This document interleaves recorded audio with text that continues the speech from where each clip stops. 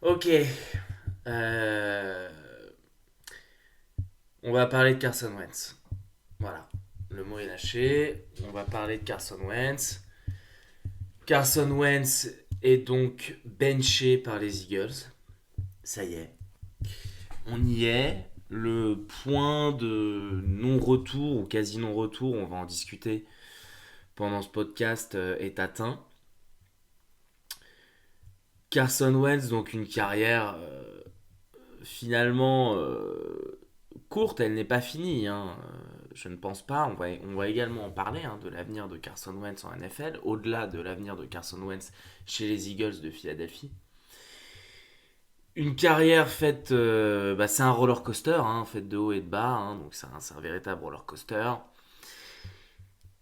Aujourd'hui, chez les Eagles, ça va pas. On est sur une série de défaites incroyables. Ils ne gagneront pas leur division qui pour autant est particulièrement médiocre cette année, en tout cas en termes de victoire-défaite.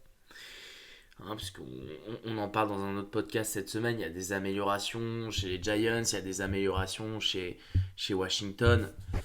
Mais enfin, cette division, elle était complètement gagnable par les Eagles. Les Eagles, donc Doug Pederson qui a benché Carson Wentz dans le match du week-end dernier contre les Packers, qui a fait rentrer Jalen Hurts, qui s'est plutôt pas mal débrouillé, Jalen Hurts d'ailleurs. Ça pose beaucoup de questions, ça pose évidemment des questions sur Carson Wentz, mais aussi sur Jalen Hurts, et puis plus globalement sur les Eagles, on va où? On fait quoi du contrat de Carson Wentz? Qu'est-ce qui se passe si Jalen Hurts joue mal? Qu'est-ce qui se passe si Jalen Hurts joue bien? On a 1000 questions à se poser. On va se poser d'ailleurs tranquillement pour discuter de tout ça. Alors Carson Wentz, on va commencer par un petit rewind sur sa carrière. Donc Carson Wentz, drafté numéro 2 donc en 2016, la draft de 2016 par les Eagles. Donc dans cette draft de 2016 qui en fait est une draft à deux têtes, entre guillemets, comme on peut appeler ça, en tout cas en ce qui concerne le poste de quarterback, parce qu'il y a deux quarterbacks qui se dégagent très franchement à l'époque comme étant de potentiels franchise quarterbacks, et ce sont Jared Goff et Carson Wentz. Donc il est très vite acquis que l'un ira premier, l'autre deuxième. Au début, il y a encore un peu des doutes sur est-ce que ce sera Jared Goff le pick numéro un, est-ce que ce sera Carson Wentz. Toujours est-il que les Rams sautent sur l'occasion, prennent Jared Goff, qui est le consensus, le pick consensus, comme on dit, un peu numéro un à l'époque. Donc Carson Wentz est clairement deuxième, que ce soit d'après les scouts ou dans la majorité des médias. Ils sont rares, les médias de l'époque, qui disent que Carson Wentz est un meilleur prospect que Jared Goff. Pour autant, je précise, parce que c'est pas du tout le but de mon propos, euh, Carson Wentz n'est pas du tout vu comme une cinquième roue du carrosse, ou comme, pour l'équipe qui en l'occurrence va drafter en deux, comme merde, putain il est pas assez bon, chier, on voulait Jared Goff absolument, faut qu'on trade back. Sauf que l'équipe qui draft numéro 2, c'est les Browns. Et que on connaît Cleveland à la draft, capable de tout. Cleveland qui était évidemment dans un marasme pas possible à l'époque. Je vous rassure, ceux qui connaissent pas bien les Browns, ça va bien cette année, mais ça fait 20 piges que ça va mal. Donc évidemment, les Browns décident de trade back, incroyable, avec les Eagles qui partaient quand même 13e à la base dans cette draft, qui trade une première fois avec les Dolphins pour récupérer le 8e pick, puis qui retrade avec les Browns pour aller chercher donc le deuxième pick, clairement dans l'idée d'aller chercher Carson Wentz. Je précise que les Browns ont trade back parce que pendant très longtemps, les fans de Cleveland se sont dit putain, on cherche un franchise depuis 20 piges et on a trade back alors qu'on avait Carson Wentz qui nous tombait dans les mains, là, comme ça, tombé du ciel. Donc Jared Goff est pris en 1, Carson Wentz est pris en 2. Tout va bien dans le meilleur des mondes. Donc le profil de Carson Wentz quand il sort de la draft, très athlétique, un bon leader, un très gros bras, un énorme bras, un bras NFL, comme on dit, capable de lancer la balle extrêmement loin.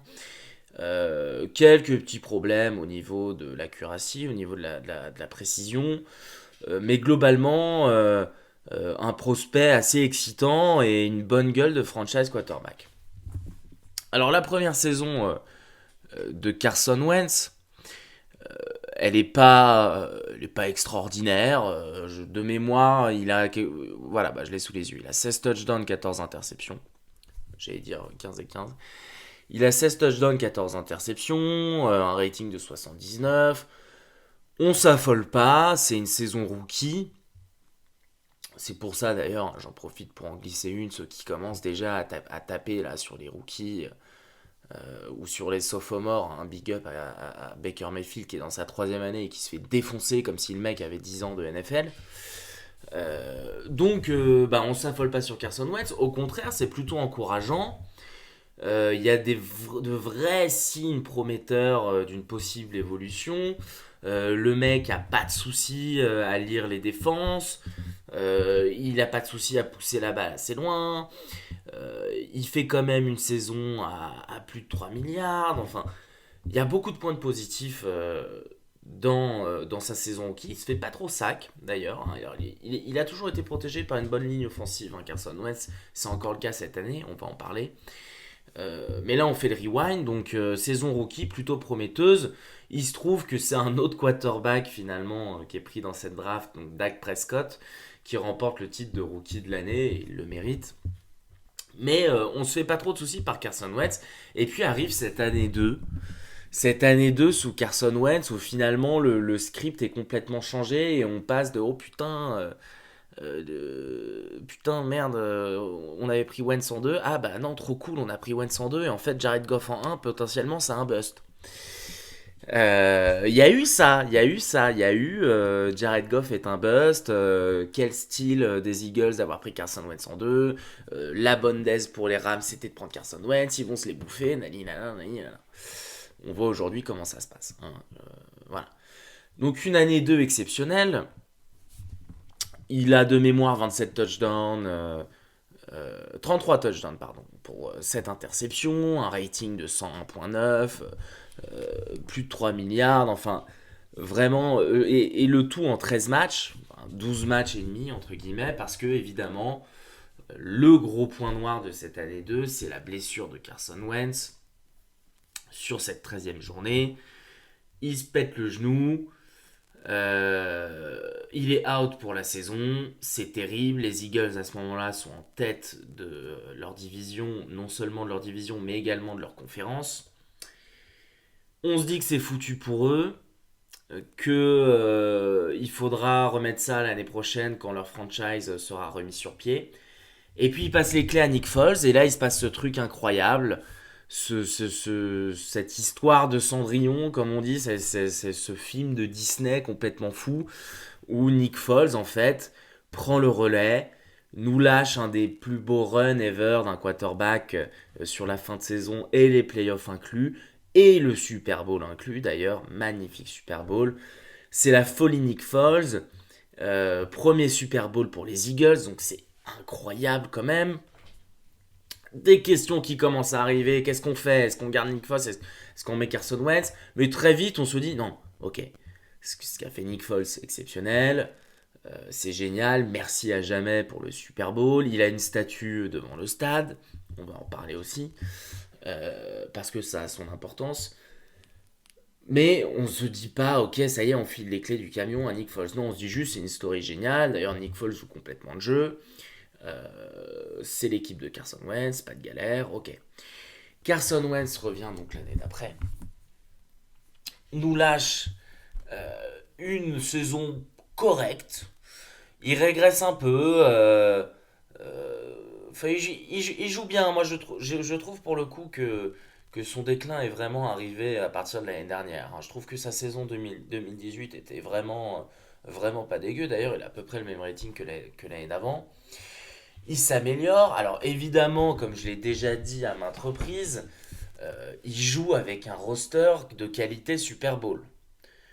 Et ça, c'est quelque chose qu'on n'a pas assez précisé, je trouve, notamment dans les médias, et je l'en veux un peu aux médias de ce point de vue-là, c'est de ne pas avoir précisé assez que quand même, oui, Carson Wentz, il fait un super début de carrière, il est aidé par un roster incroyable.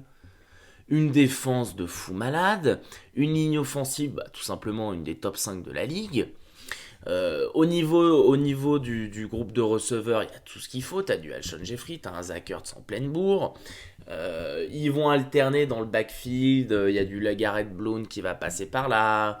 Il y a un Jordan Howard, je crois, à un moment. Enfin, ils ont du niveau. Le tout bien coaché par un Doug Peterson, disciple d'Andy Reid, excusez du peu.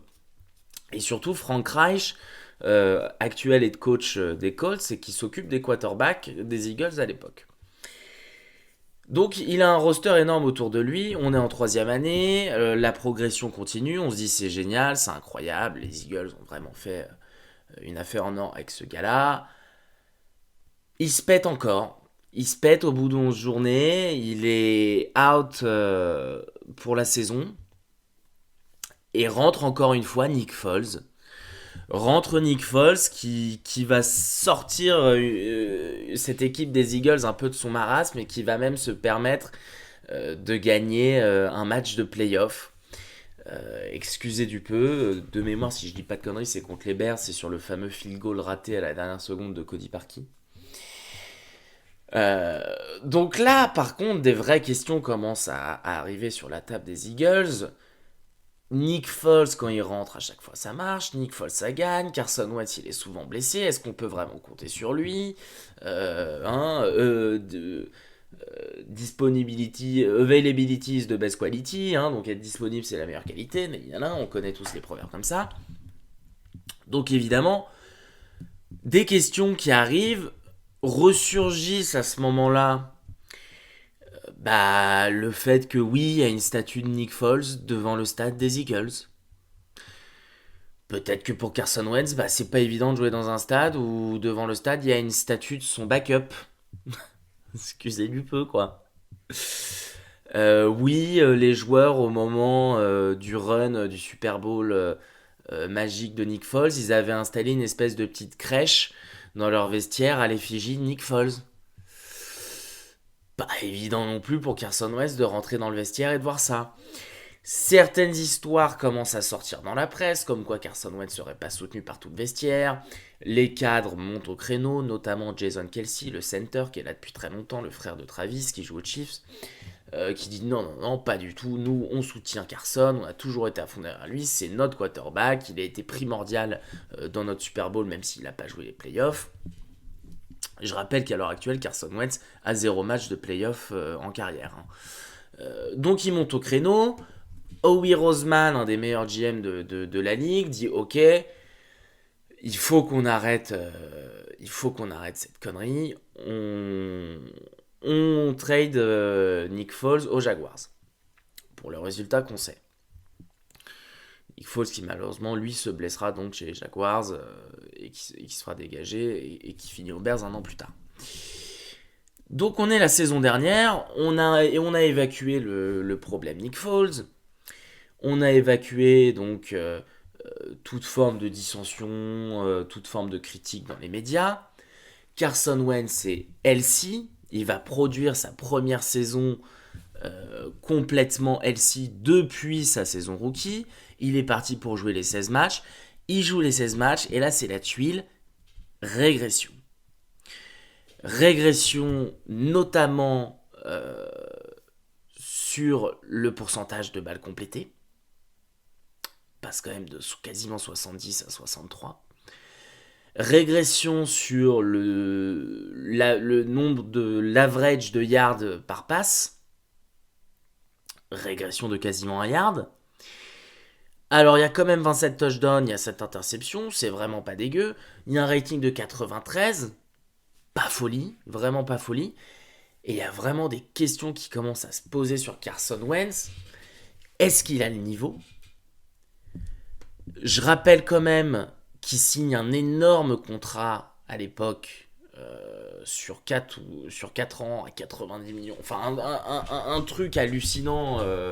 Il me semble qu'à l'époque, c'est le plus gros contrat de la ligue. Depuis, évidemment, il a été surpassé parce que chaque été, hein, il y a un nouveau franchise qui claque le record. Mais il est dans les plus gros salaires de la ligue, Carson Wentz. Il régresse malgré tout. Il arrive tant bien que mal à amener ses Eagles vers une fin de saison pas trop dégueu. Faut savoir quand même que les Eagles sont extrêmement blessés, extrêmement impactés par les blessures l'année dernière. C'est un groupe qui est vraiment décimé par les blessures, notamment au poste de receveur, donc ce qui n'aide pas quand on est quarterback. Mais on commence à se poser quelques questions sur Carson Wentz.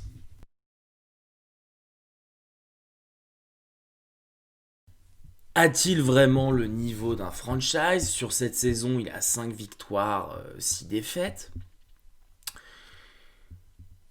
Donc le contrat qu'il a signé, j'ai dit 90 millions, il me semble de mémoire qu'on est sur 128 millions avec 107 millions 100 millions garantis ou quelque chose comme ça. Enfin, c'est énorme. En fait, ça tombe très mal. Les Eagles se committent complètement sur Carson Wentz et c'est à ce moment-là qu'il produit sa pire saison, entre guillemets. Ils arrivent tout de même en playoff et je disais tout à l'heure que Carson Wentz a 0 match en playoff. Il est en fait un carton puisqu'il se blessera contre les Eagles très rapidement dans le match de wildcard duquel seront éliminés les Eagles. Donc voilà un peu la situation avant la dernière intersaison. Quelques questions donc ont émergé sur Carson Wentz. Certains le défendent, certains disent même que avec le peu de receveurs qu'il avait à sa disposition, il a fait une saison exceptionnelle. Ça peut se défendre.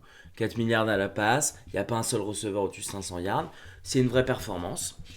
Mais on voit qu'il est moins précis, on voit qu'il prend énormément de sacs. Énormément. Qu'il s'accroche pas mal à la balle, qu'il y a des lancers qui sont pas du tout précis.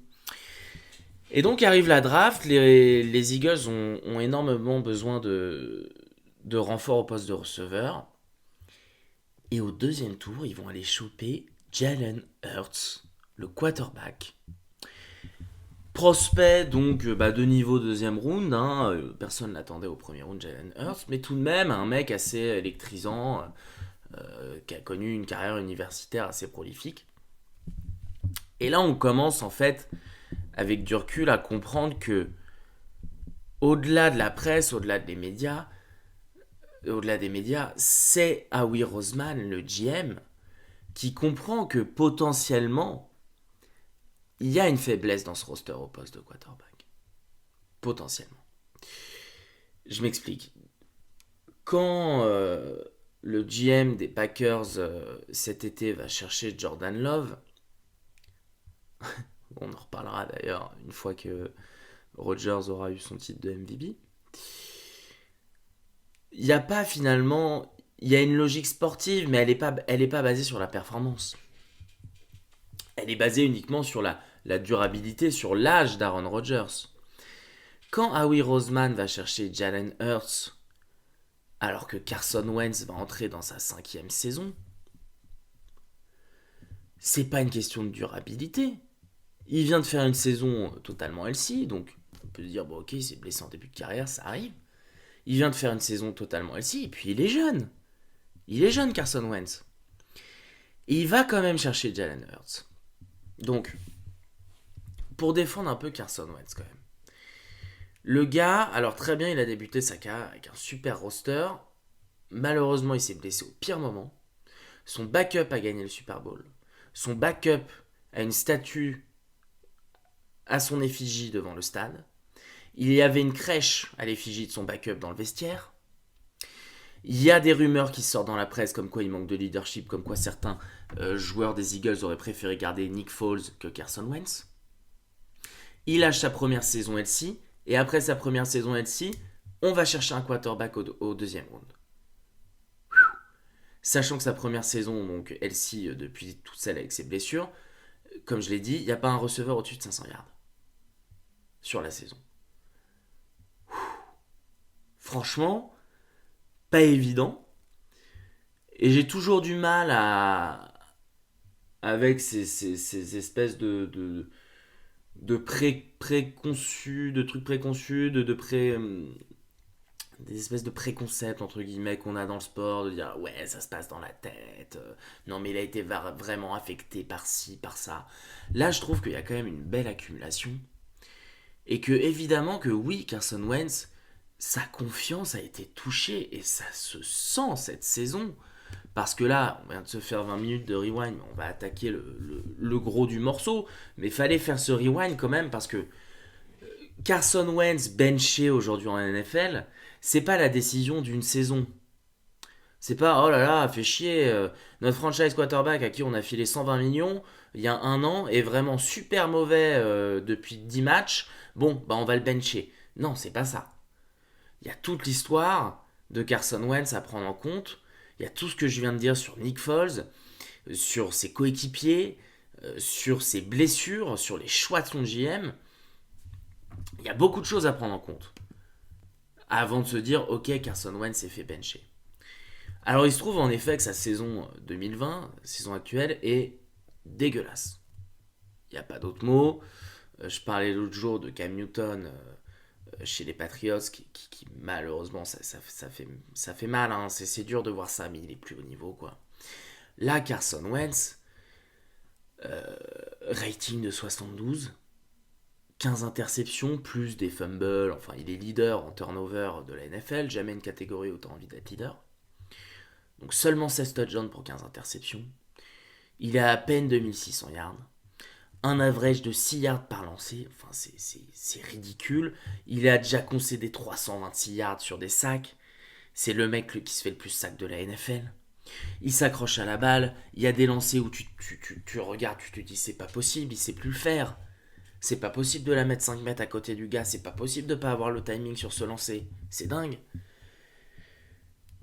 Niveau leadership, il y a un body language qui se dégrade un peu, mais bon, j'ai du mal à reprocher le leadership de Carson Wentz. C'est un mec qui s'est toujours battu, c'est un mec qui a toujours eu sa locker room, son vestiaire derrière lui.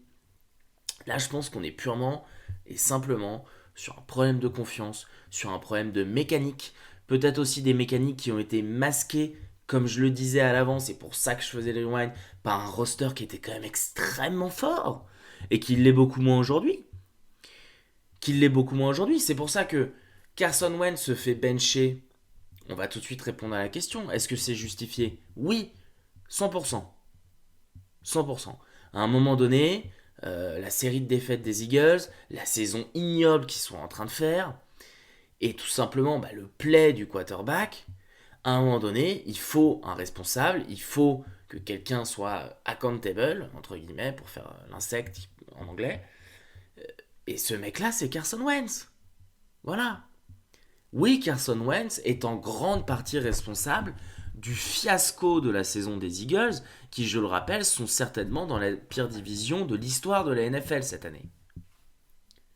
Avec des Cowboys, j'en parle même pas, Washington et New York, on relève un peu la tête, mais on part de loin. Il fait une saison ignoble, Carson Wentz. Il est vraiment... C'est au-delà des stats, hein. Je vous les ai données, les stats, elles sont dégueulasses, mais au-delà des stats, franchement, pour ceux qui regardent les matchs, c'est... Voilà, le high test, comme on dit, il passe pas, ça passe pas. Il s'accroche à la balle, il prend des sacs, mais qui sont ignobles, où t'as envie de lui dire, mais mec, jette la balle, on s'en fout. Et il veut forcer, il veut forcer, il veut forcer, et on sent que il y a tout ce dont on a parlé depuis le début de ce podcast qui entre en compte, où le mec, en fait, Carson Wentz, on lui a filé 120 millions, mais est-ce qu'il a déjà vraiment eu sa place de leader de l'organisation? Vraiment. À 100%. Je suis pas sûr. Je suis pas sûr. Et je pense qu'évidemment, ça a influencé sur son jeu. Et je pense que la première saison, enfin c'est-à-dire pas la première mais la deuxième, donc c'est-à-dire que il y a cette histoire de Nick Foles qui évidemment, le mec va pas dans un seul bar de Philadelphie sans qu'on lui parle de Nick Foles. Il y a une statue du gars devant le stade, bordel. Il y a une statue du gars devant le stade. C'est terrible, quand même. Il fait une saison sans Nick Foles. Et qu'est-ce que lui répond le management à l'intersaison à la draft? Ok, première saison sans Nick Foles. On n'a pas trop kiffé. On va drafter Jalen Hurts au deuxième round. Ah bon? Mais on a besoin de receveurs, les gars. Ouais, mais on ne fait pas super confiance, Carson, en fait. C'est aussi ça, Carson Wentz. C'est aussi un management qui, à un moment donné, je trouve, a pas forcément été euh, assez au soutien de ce joueur. Qu'on l'a cru peut-être aussi, parce que ça a été aussi monté par les médias, trop fort mentalement, capable de tout encaisser. Hein. Ils disent souvent, les Américains, tough as nail. Carson Wentz, c'est un mec, c'est un dur au mal, c'est clair, c'est un bosseur, il n'y a rien à dire sur son attitude. Et c'est un bon gars. Au-delà de la NFL, je suis pas en train de taper sur le mec. C'est un très bon gars, Carson Wentz. C'est un bosseur. Si vous pouvez tous suivre l'exemple de Carson Wentz, le monde serait un meilleur endroit. Il n'y a pas de souci là-dessus. Mais là, le play est trop mauvais. La saison des Eagles est foutue. Il faut le bencher pour lui mettre un coup derrière l'oreille, déjà, pour le réveiller, pour le mettre face à ses responsabilités, pour qu'il bosse. Pour qu'il bosse. Et puis, on est obligé d'en parler, oui, pour tester Jalen Hurts. Jalen Hurts qui a fait sa rentrée là contre les Packers, c'était pas dégueu. Hein. C'était pas dégueu. Moi j'ai bien aimé Jalen Hurts. Très bon on the move, hein, les petits roll-up là qui lâchent vers la droite, un peu moins bien à gauche, mais vers la droite vraiment pas dégueu. Du touch, beaucoup de touch. Je m'attendais pas à ça de la part de Jalen Hurts, mais beaucoup de toucher, beaucoup de sensibilité dans son lancer. Un gros bras, il a l'air d'avoir une vision pas trop dégueu. Alors évidemment, on juge sur un match, hein, donc je suis pas du tout en train de m'enflammer sur Jalen Hurts. J'ai suffisamment dit pendant des années, vous enflammez pas trop sur Carson Wentz. Je vais pas m'enflammer pour un match de Jalen Hurts. Mais oui, à la place des Eagles, il reste 4 matchs à jouer. Bah t'as envie de savoir. T'as envie de savoir. Parce que ça s'est vu, hein, des moves comme ça en NFL. Kurt Warner, les Rams, ils ont pas hésité à dire ciao, quoi. Voilà. À des gars qui étaient franchise, à faire des gros moves, parce qu'à un moment donné, les Seahawks, quand ils donnent les clés à Russ, faut savoir quand même que quand les Seahawks donnent les clés à Russell Wilson, à l'intersaison de sa draft, hein, donc draft 2012 avec Andrew Luck et RG3, quand ils donnent les clés, ils viennent de faire signer un super contrat à Matt Flynn. Sauf qu'à l'intersaison, ils disent ok, non, bon, on a ce gars-là qui joue trop bien, Russell Wilson, laisse tomber, désolé Matt Flynn, mais tu seras backup cette année et on va te trader le plus vite possible. C'est complètement un scénario qui peut avoir lieu avec Carson Wentz. Attention, 4 très bons matchs de Jalen Hurts. Alors, ce qui va coincer derrière, c'est la partie trade. Parce que franchement, autant il y a un an, tu me disais ok, on va trade Carson Wentz. Déjà, je te répondais, attends, est-ce que tu es sûr de toi? Oh oui, oh oui, oh oui, puisqu'il s'appelle Oui Roseman, reprends-toi mon petit oui, est-ce que tu es sûr de toi? Le gars, il a eu quand même des petits bâtons dans les roues. Il a été blessé 2 fois alors qu'il faisait des super saisons. Certes, il sort d'une saison pas ouf, mais quand même, il se démerde avec des receveurs. C'est un des pires crews de la ligue. On vient de le payer une tonne. Est-ce que tu es sûr de vouloir le trader? Mais par contre, je pense qu'il aurait eu pas mal de coups de fil. Là, tu dis que Carson Wentz, pardon, est tradable. Mais qui appelle? Qui appelle en NFL là? Les Colts? Les Colts. Il y a les Colts. Il y a cette rumeur Colts qui est sortie. C'est un début de rumeur. Parce qu'ils ont Philip Rivers, donc ça marchote, un peu comme je l'avais senti. Hein. Ça marche bien, mais Philippe, il est quand même sur la fin de sa carrière. Vraiment la fin, là, pour le coup. Il lui reste quelques trous à jouer et ensuite, il va rendre sa carte de score, quoi. Hein, pour ceux qui font du golf. Euh, Il y a Frank Reich au poste de head coach, qui était quand même donc le coach quarterback époque des Eagles. Époque des Eagles, quand je dis époque des Eagles, c'est l'époque du Super Bowl, de cette saison Super Bowl, où Carson Wentz joue quand même 13 matchs. Hein. C'est possible. Je vois pas Howie Roseman se précipiter sur cette intersaison et trader Carson Wentz. Ça me paraît compliqué. Ça me paraît compliqué pour une équipe de récupérer Carson Wentz après ce qu'il a montré.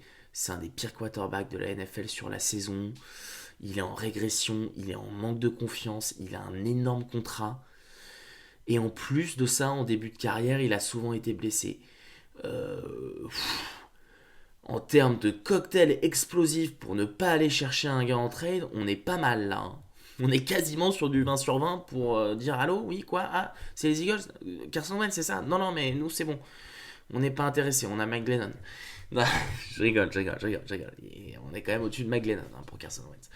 Mais ce que je voulais dire quand même, je voulais finir quand même là-dessus, parce que bon, une demi-heure à taper sur Carson Wentz, ça va 2 minutes. Ne pas oublier quand même que il n'est pas seul responsable.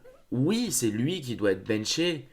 C'est pas au coach de se faire virer, c'est pas au GM de se faire virer parce qu'il a pas su lui fournir de bons receveurs. Euh, il a une des. Je vais en parler après. Ce que je veux dire en gros, c'est que c'est aussi de la faute pardon, de Doug Peterson. Dis donc, Doug, depuis le Super Bowl, ça va pas fort. Hein. Doug Peterson, c'est pas évident ce qui se passe chez les Eagles là, ne serait-ce qu'en termes de victoire-défaite hein, depuis le Super Bowl. On est quasiment à 500. Hein. Grand max. Hein. C'est pas top. Certes, beaucoup à l'époque attribuaient énormément de crédit à Frank Reich, je sais pas comment on dit, euh, pour justement avoir su bien gérer Carson Wentz sur cette saison où il est candidat MVP et ensuite le relais pris par Nick Foles. Beaucoup de crédit a été accordé à Frank Reich, beaucoup également à Doug Peterson. On peut se poser aujourd'hui la question quel est le meilleur coach entre Doug Peterson et Frank Reich. Et si on me dit Frank Reich, franchement, Doug Peterson à la bagouze, mais à part ça, voilà. Doug Peterson quand même. Donc là, c'est double tag que j'envoie à Doug Peterson et Carson Wentz. Ils ont une des meilleures lignes offensives de la ligue. Qui est classée, il me semble, 4ème ou 5ème pour le run blocking. Donc pour créer des espaces pour run. Il utilise jamais ses running backs. Qu'est-ce que tu fous, putain? T'as Miles Sanders, t'as une des meilleures lignes offensives de la ligue pour bloquer, pour run la balle, mais run la balle, bordel! Arrête de demander à Wentz de te sauver le match non-stop. Tu le mets pas dans des bonnes situations. Tu le mets pas dans des bonnes situations. Il doit forcer la balle à Travis Fulgham, c'est pas vivable. C'est pas vivable. Donc, oui, alors après, Carson Wentz, sa ligne offensive, elle est 12ème aussi pour la protection. Hein. Donc c'est une honte qu'il soit le quarterback le plus sac de la ligue, c'est une honte. C'est une honte. Ça dit le niveau du gars cette année. Mais Doug Peterson, attention. De là à ce qu'il se fasse virer cet été, il y a un pas. C'est quand même le mec qui a amené le premier Super Bowl à cette franchise des Eagles. Il y a un pas, mais attention, le siège se réchauffe un peu. Quant à Howie Roseman, le GM, énorme taf, bravo pour tout ce que tu as fait quand tu as déboulé aux Eagles, mais là il s'agirait de ramener du talent là en attaque. Il s'agirait de ramener du talent parce que ok j'ai dit Miles Sanders, le duo de running back des Eagles c'est Miles Sanders, Boston Scott. La vache, il y a mieux. En attaque, t'as Alshon Jeffrey qui est en pré-retraite, Zach Ertz qui heureusement est là mais qui est pas tout le temps là parce que parfois il est blessé. Ensuite c'est Travis Fulgham. Puis derrière des mecs du practice squad, c'est ça. Franchement, c'est pas évident. Pas évident. Donc voilà. Maintenant, qu'est-ce que ça va donner pour les Eagles? Bah, la suite, elle est très claire. Hein. Carson Wentz sur le banc, Jalen Hurts sur le terrain. Nous, on a les jumelles sur Jalen Hurts. C'est ultra excitant de toute façon à chaque fois qu'il y a un changement au poste de quarterback, quelle que soit la franchise, mais là encore plus avec les Eagles, vu la story autour de Wentz. Hein, c'est pour ça que je voulais faire le rewind quand même sur toute sa carrière. La story est folle, quoi. sa vie est un roller coaster, sa vie de NFL est un roller coaster. Saison rookie prometteuse, saison sophomore candidat MVP, mais je me blesse, c'est mon backup qui va au Super Bowl. Saison d'après, pareil, c'est lui qui prend le relais, qui gagne un match de playoff. On me fait signer un super contrat, 1 an plus tard on draft un quarterback dans le second round, et là ça y est, je joue tellement mal cette année que ce quarterback drafté second round, Jalen Hurts, va starter à ma place les 4 derniers matchs.